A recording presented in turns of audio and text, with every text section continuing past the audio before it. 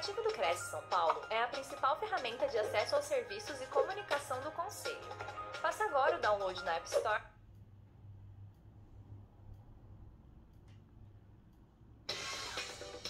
Vamos lá.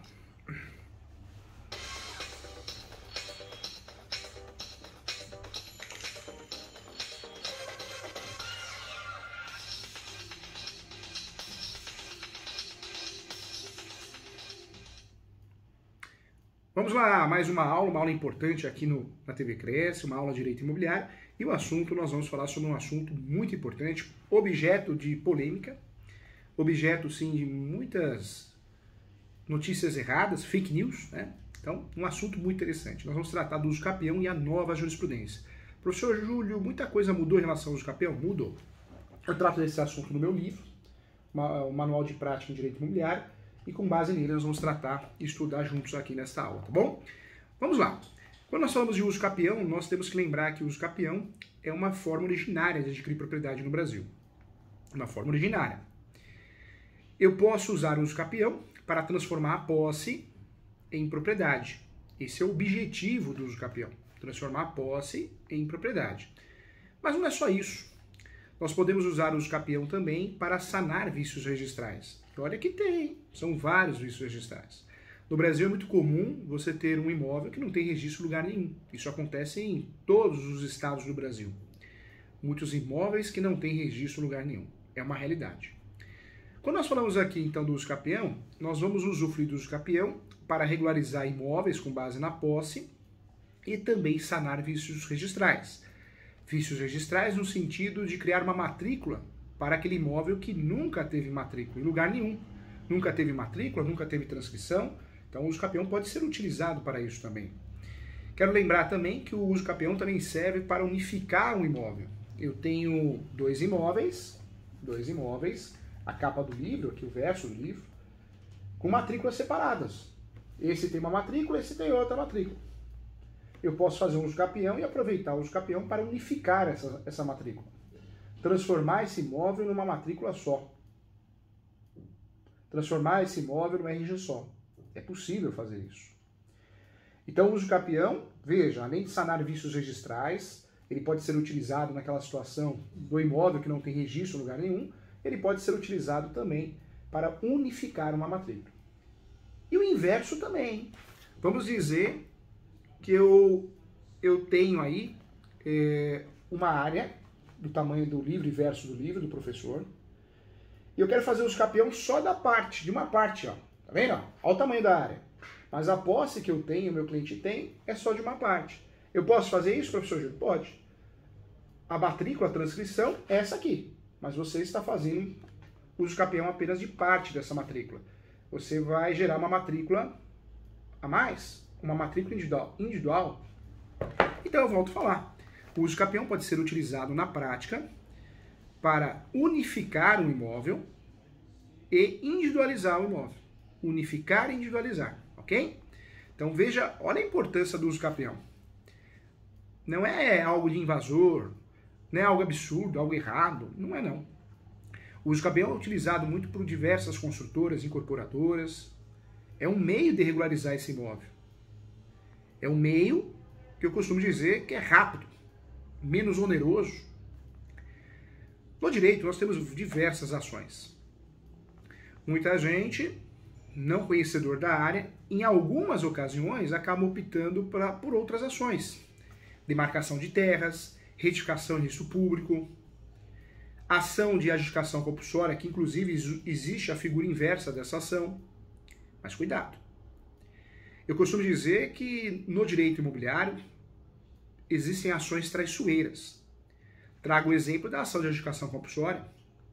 Ação de adjudicação compulsória é uma ação que você pode ganhar e não levar. É muito comum. Quando que eu uso a ação de adjudicação compulsória? Eu vou usufruir da ação de adjudicação compulsória quando eu, comprador, comprei, paguei, tenho uma posse do imóvel, do bem, mas o vendedor ou os vendedores se negam a transferir. Sumiram, eu não acho, se negam a transferir o imóvel. Qual que é a minha saída para regularizar esse imóvel? para que esse imóvel seja transferido para a minha pessoa, o comprador que paguei, que quitei? Adjudicação compulsória. A ação de adjudicação compulsória equipara-se sim a uma ação de obrigação de fazer.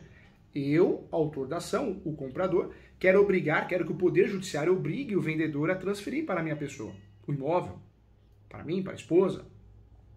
Essa ação de adjudicação compulsória, em regra, deveria resolver essa situação. Porque se o vendedor ou os vendedores se negarem a transferir o imóvel, o judiciário vai expedir um documento, chama carta de adjudicação. Eu pego essa carta de adjudicação e faço o registro no cartório de imóveis e resolvo o problema. Só que não é bem assim a história, né? Teoria é diferente da prática. Por quê? Porque muitas vezes eu ganho essa ação, vou no cartório de imóveis e não consigo registrar. Porque o cartório de imóveis, ele entende que tem vícios. A própria ação, o próprio contrato de compromisso, promessa, compra e venda, a própria escritura pública.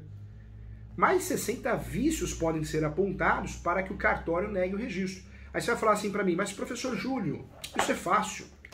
Faça uma reclamação na ouvidoria do cartório, na corregedoria, faça um mandado de segurança, crime de desobediência. Para. Isso é teoria. Na prática, o cartório é o quê? Delegação no Tribunal de Justiça. O cartório é a justiça. O cartório é a justiça. Simplesmente isso, o cartório é a justiça. Então eu não posso jamais entender que o juiz, a decisão do juiz, ela tem mais valor que a decisão do cartório.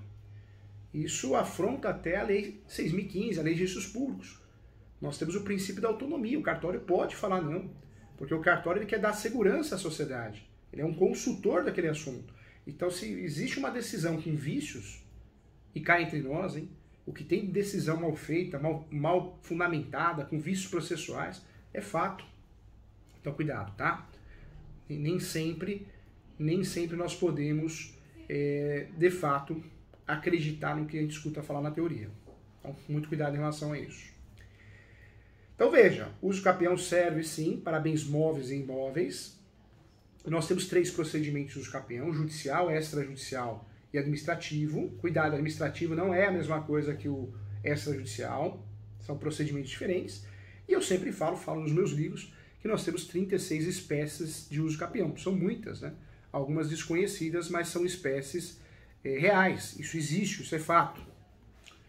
E aí eu quero trazer para você o que mudou no uso capião.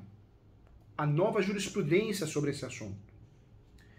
Muitas vezes nós nos apegamos a detalhes, a boatos, que não são reais. O primeiro detalhe que nós nos apegamos muitas vezes é achar que todo uso capião é igual. É achar que toda ação de uso capião, todo requerimento de uso capião, eu tenho limites, como limite de metragem, o imóvel não pode ultrapassar 250 metros quadrados, 50 hectares se for rural, achar que eu não posso ter outro imóvel no nome, achar também que eu não posso, de forma nenhuma, ter uma fração ideal, um pedacinho de um imóvel, senão eu vou perder a ação. Isso não acontece com todas as espécies. Isso não acontece. Depende da espécie escolhida, na prática. Tanto a petição inicial, respeitando o artigo 319 do Código de Processo Civil, quanto o requerimento no cartório, com a devida escritura pública, né, a ata notarial, nós temos que escolher uma espécie de uso capião, vinculada ao caso concreto. Então eu posso escolher o uso capião constitucional, eu vou ter que respeitar as regras do uso capião constitucional, rural, urbana. Eu posso escolher o uso capião ordinário, vou ter que respeitar aquelas regras do uso capião ordinário, extraordinário, vou ter que respeitar as regras ordinárias. Então tudo depende da opção que eu vou escolher. Eu sempre falo que, em regra, nós temos 3 pressupostos de uso capião. 3 pressupostos. Falo isso nos meus livros, em Direito Imobiliário de AZ, Advogado Imobiliário de Sucesso. 3 pressupostos. Primeiro pressuposto do uso capião é a posse. Tem que ter. Essa posse tem que ser mansa e pacífica. E essa posse tem que ser com ânimos domini. Veja, eu tenho 3 pressupostos para qualquer uso capião. Qualquer modalidade, procedimento, qualquer espécie. Porém, quando eu falo de uso capião, quando eu escolho uma das 36 modalidades, aquele uso capião pode ter requisitos próprios. O uso capião especial. Eu tenho realmente limite de metragem, 250 metros quadrados, se for urbana. Se for rural, 50 hectares. eu não posso ter outro imóvel no nome. Mas isso acontece, essa regra específica, com esse uso capião, não com todos. Se você pegar o uso capião extraordinário, ordinário, isso já não é obrigação, isso não acontece, isso não existe. Então depende muito da espécie que eu vou escolher. Da espécie que eu vou escolher, ou da espécie que eu escolhi. Existem regras diferentes. Para ficar didático, eu sempre falo que nós temos o uso capião com pressupostos gerais, comum a qualquer uso capião, e os requisitos próprios de cada uso capião. Aí fica mais fácil, fica mais didático, né? Vamos lá. Olha só, atenção aqui. Quando eu falo de mudança jurisprudencial, tem muita novidade importante, hein? Muita novidade importante que eu quero tratar com você. Mas antes de tudo, quero tratar do surgimento do uso capião extrajudicial. Não é a solução de todos os problemas, né? Como venderam para nós. Eu falo que o brasileiro é enganado o tempo todo, né? Venderam o uso capião extrajudicial no cartório. E venderam a REURB como a solução de todos os problemas, né, gente? Parece que a gente conseguiria regularizar um imóvel em qualquer lugar do país com muita facilidade. Não é isso que tem acontecido na prática. O uso capião extrajudicial, claro, é uma modalidade interessante, é uma modalidade que podemos pensar quando a situação permite, mas não dá para usar em todos os casos. Na maioria dos casos não dá para usar.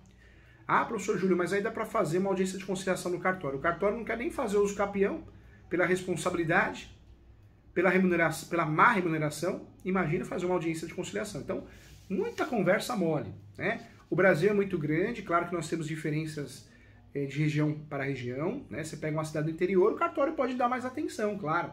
Mas se pega uma grande metrópole, você acha que o cartório vai marcar uma sessão conciliatória para tentar fazer o uso capião? Não vai. Fora que o uso capião, para alguns oficiais, os oficiais são conservadores, eles não registram o uso capião com facilidade diante de algum vício. Então, muito diferente de teoria e prática, né? Então, claro que é uma carta na manga, interessante, é uma oportunidade, mas não é o que venderam para nós. E a mesma coisa a REURB.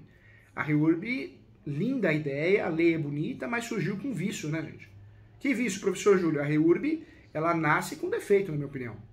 Porque o Estado não, o município, né? Você faz um requerimento para o município, que tem uma comissão de regularização fundiária, e o município vai entregar para você um título de regularização fundiária. E aí que vem o problema. O município reconhece você como dono, como dona, como proprietário, mas você vai pegar esse título de regularização fundiária, você não consegue registrar. Você não consegue registrar. O cartório não vai fazer o registro. Então, você tem o reconhecimento do município, mas não tem o reconhecimento do cartório. A situação registral, ela não está resolvida. É um problema que nós temos, né, gente? Então, por isso, nós precisamos tomar muito cuidado. Claro que a REURB é interessante, é bonita, mas muitas vezes ela não entrega registro, não entrega a regularização registral do imóvel. Coisas de Brasil, é um país muito grande, não temos padrão para nada, é uma realidade, tá? Vamos juntos aqui, olha só. Diante dessas informações que eu passei para você, e agora sim aprofundando a jurisprudência, quero trazer algumas novidades jurisprudenciais. A primeira novidade jurisprudencial, isso não vai acontecer em todos os cartórios, e eu sempre falo, quando nós temos a possibilidade de usar uma vara especializada em registros públicos, isso é muito bom, né, gente? É muito bom. Porque a vara especializada em registros públicos conhece o assunto. Mas o Brasil é muito grande, nós temos aí municípios que não dá para ter vara especializada, pelo tamanho do município. E aí nós temos as varas cíveis, né? E a vara cível, eu sempre falo que é a vara que faz tudo. E você que acompanha as aulas do professor Júlio, no mestrado, no doutorado e também na pós-graduação, eu sempre falo a mesma coisa. Quem faz tudo não faz nada. Em todas as profissões. Você quer ver um advogado fazer besteira, um advogado ou uma advogada atuar em todas as áreas. Besteira para o cliente e besteira para a vida dele. Mesma coisa o médico, o corretor de imóveis, o contador. Nós temos que ser especialistas. O dia que você entender isso, a coisa vai para frente. A chance de você errar é menor. E a vara que não é especializada, a vara civil, ela julga tudo. Então ela julga um divórcio, julga uma separação, julga uma ação de alimentos, julga um caso de dano moral, julga um caso de revisional e vai julgar o uso capião. O juiz até queria, o juiz ou a juiz, o magistrado, o assessor, a assessora que julga muitas vezes, queria conhecer mais o assunto, mas tem tempo para isso? Tem nada, não tem tempo para isso. E aí nós vamos cair no quê? Um julgamento mal feito. O processo foi mal instruído, mal conduzido, mal julgado. Não vamos culpar só os juízes não, hein? Juízes e juízas, que tem muitos juízes e juízes bons, né? Não vamos generalizar nunca. Nunca. A situação é real, não é crítica destrutiva, não. E vamos sempre respeitar os bons profissionais que existem. Mas um juiz que julga tudo, a chance de julgar mal, julgar errado é grande. Isso é real.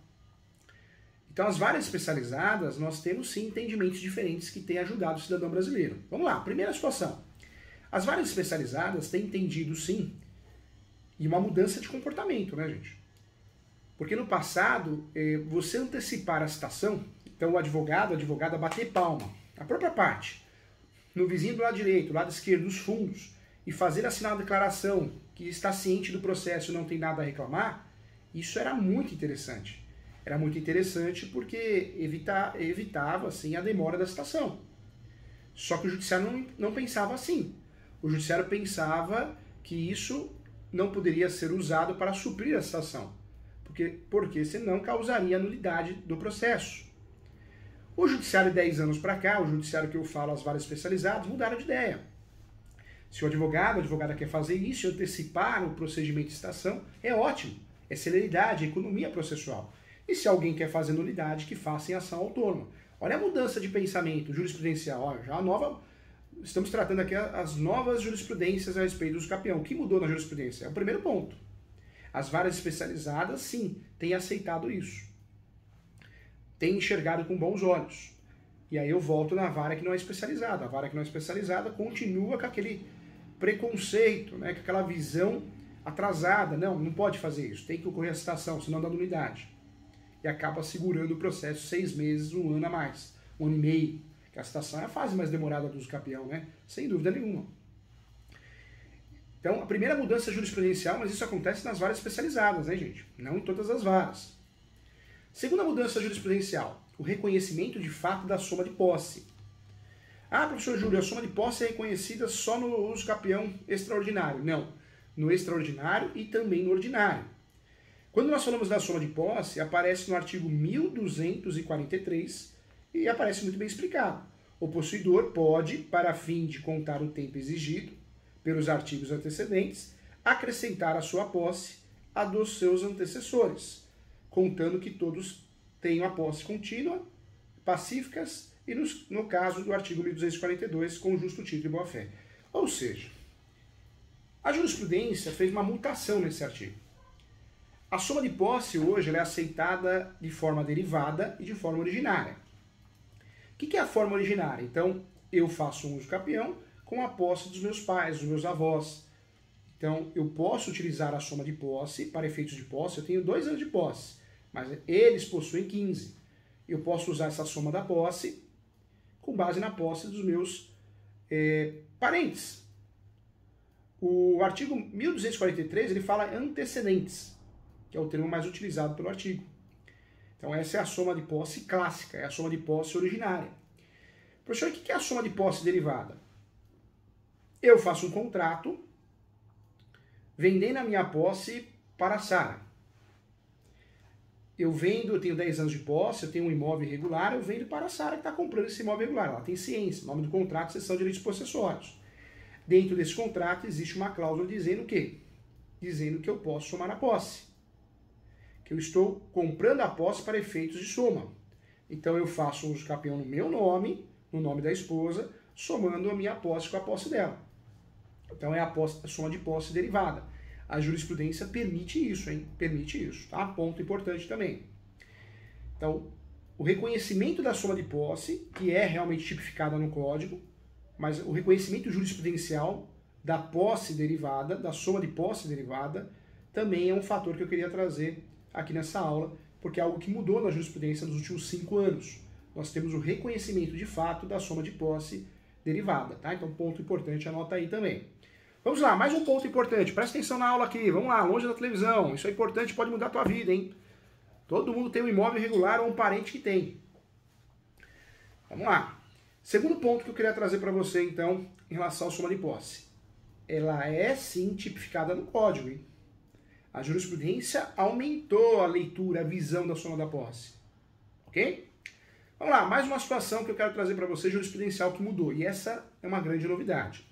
A terceira turma do Superior Tribunal de Justiça reconheceu a posse complementar. O que é isso? Eu posso distribuir uma ação judicial de usucapião, e posso requerer que a posse seja contada também no decorrer da ação. Então, o tempo que demorar a ação, esse tempo de 2, 3, 4, 5 anos ou mais, esse tempo será contado para efeitos da posse. É a chamada contagem de tempo no decorrer da ação. Quem diz isso? Nada mais, nada menos que o Superior Tribunal de Justiça. É algo recente. Nós temos aí a decisão da terceira turma do Superior Tribunal de Justiça em 2018. Então, dentro dessa jurisprudência, dentro desse cenário, é uma mudança muito importante que devemos levar em consideração. Então, você que está assistindo aqui, professor que escreve muitos livros sobre uso capião, posse, mas também atua como advogado nessa área de regularização de imóveis, e tem ações a nível Brasil, o entendimento foi unificado. É possível sim você fazer uso capião, mesmo tendo 30 dias de posse, 10 dias de posse, 5 dias de posse. É real. Porque você pode utilizar institutos, como a soma da posse, e também institutos, como a posse complementar no decorrer do processo. Então, não é boato bobo, não é boato mentiroso, é um boato real, tá? Um boato real. Então, olha que interessante. Então, professor, posso fazer uso capião com 30 dias de posse, com 2 anos de posse? Pode. Porque você vai usufruir da soma da posse, se a situação couber, e também a contagem de prazo no decorrer do processo. Tá? Então, esse é um ponto importante aí. Cuidado, muita atenção. A jurisprudência mudou nesse sentido, ela foi pacificada, ela foi modificada, mas eu quero lembrar a você que nós não podemos fazer isso em todos os capiões. De 36 espécies, algo em torno de 7 modalidades que nós vamos poder usufruir desses institutos. Tá? Então, muita atenção em relação a isso. O que nós aprendemos na graduação sobre uso capião é muito fraquinho, né, gente? É muito fraquinho. Nós aprendemos algo em torno aí de 5 espécies no máximo. Tá errado, né, gente? Tá errado. Não dá para falar que é especialista em uso capião conhecendo 5 espécies, 6 espécies de uso capião. Não dá. Nem uso capião, nem regularização de imóveis. Porque nós temos aí várias outras espécies que eu já ensinei aqui em várias aulas com muito carinho. Então, é uma realidade. Vamos lá. Quero pedir para você que está assistindo essa aula que você acompanhe o professor nas redes sociais. Então, se inscreva no canal aqui do Conselho. Se inscreva não, né? O termo correto é seguir, não é isso? Tô pegando jeito. Siga o professor no Instagram, professor.julio.sanches.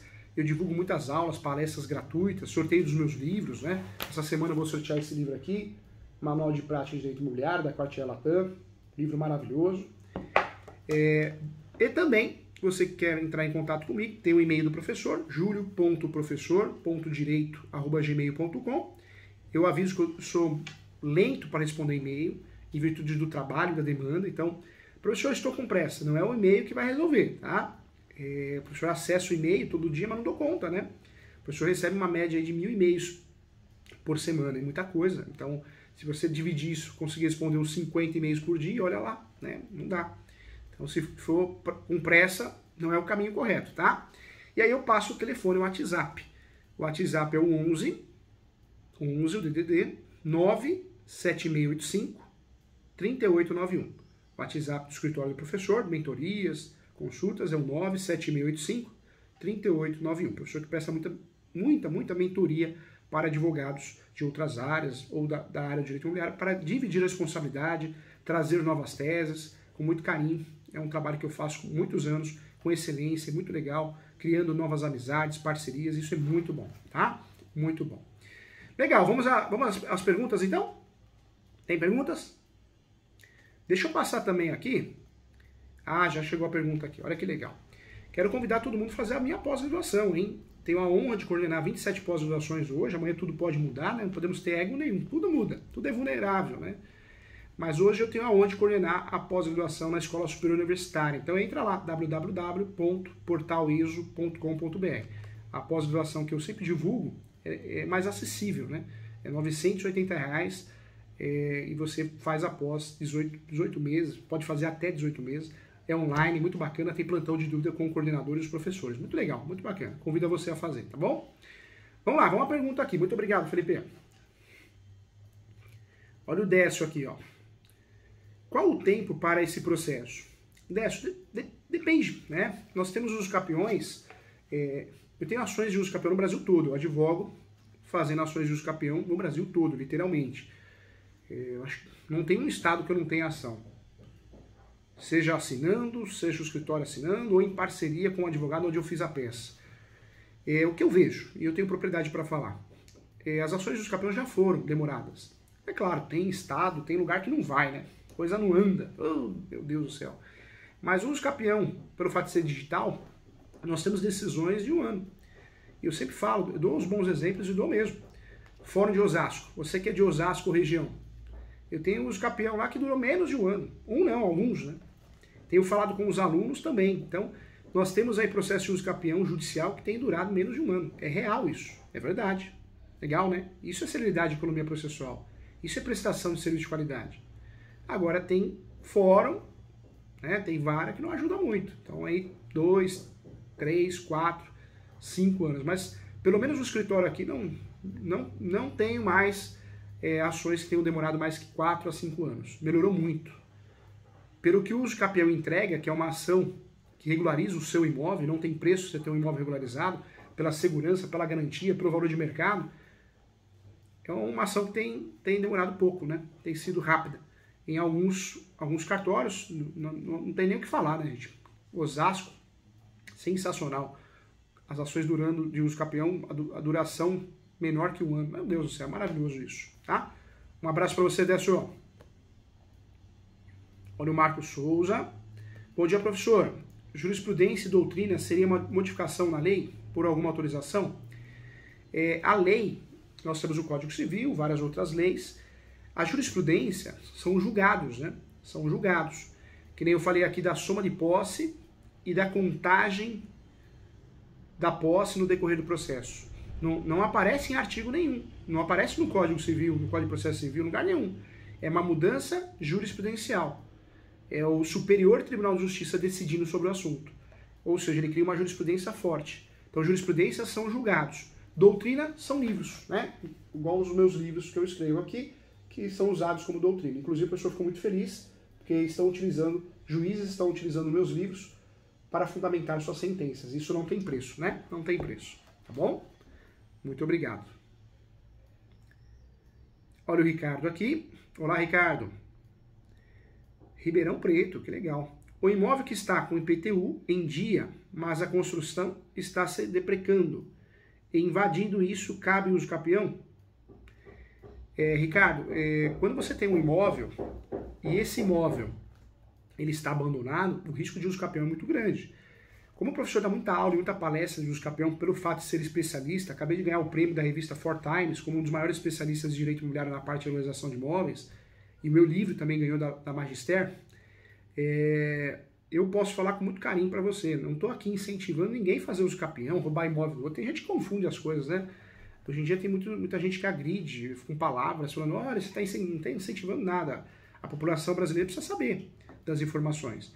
E quando você sabe, você não é surpreendido. E é o que eu estou falando aqui. No seu caso, você tem um imóvel que fica abandonado, se ele for invadido, você arruma um problema sério. Por isso eu sempre falo, aluga ou empresta. Ou cerca muito bem. Mas deixar o imóvel no Brasil hoje, pode ser até apartamento, rural, urbano, comercial, residencial. A Deus dará, se alguém entrar nesse imóvel, você vai ter uma dor de cabeça. Se você tiver o registro, vai pensar numa ação reivindicatória. Se você não tiver registro, se o imóvel estiver irregular, vai ter que fazer uma reintegração de posse, uma ação demorada, cansativa. Cuidado. Então a dica que eu te dou, Ricardo, aluga, empresta, para você não perder esse imóvel, tá bom? Legal, então, novamente meus contatos aparecendo para você. Siga o professor nas redes sociais.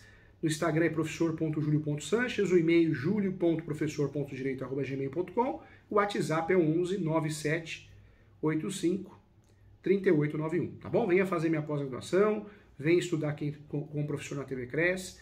Muito obrigado, saúde, paz, amor para você, né? Que a gente possa ser cada dia mais paciente, educado. Nós estamos vivendo um momento... É engraçado que a Covid, né? Eu pensava que lá no início da pandemia mundial, todos nós iríamos aprender muito, sendo mais calmos, mais pacientes, mas nada, tá todo mundo estressado, brigando no trânsito, ofendendo. Que triste isso, né? Mas eu acredito ainda no bem, o bem sempre vence. Um abraço, gente. Até a próxima.